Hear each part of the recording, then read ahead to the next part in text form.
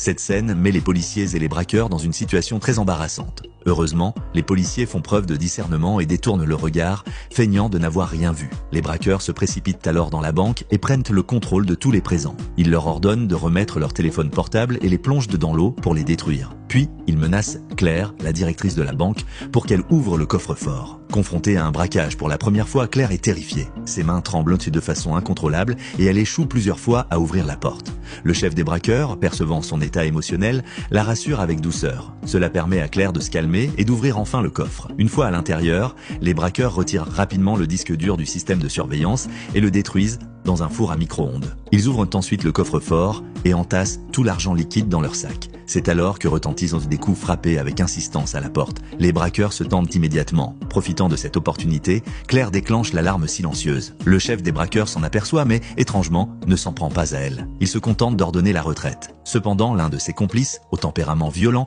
croit qu'un autre homme a donné l'alerte. Il le roue de coups. Les braqueurs entreprennent ensuite de nettoyer la scène du crime, aspergeant de l'eau de javel partout pour effacer toute trace. Ils prennent Claire en otage et l'emmènent avec eux. Arrivés au bord de mer, ils font descendre Claire de voiture et lui ordonnent d'avancer jusqu'à toucher l'eau avant de se retourner. C'est alors qu'un complice aperçoit par hasard les papiers d'identité de Claire. Ils découvrent avec stupeur qu'elle habite dans le quartier voisin du leur. Ils pourraient très bien se croiser un jour. Ne sachant pas si Claire a vu leur visage, l'un des complices décide qu'il faut l'éliminer pour éviter tout problème futur. Ce film s'intitule The Town.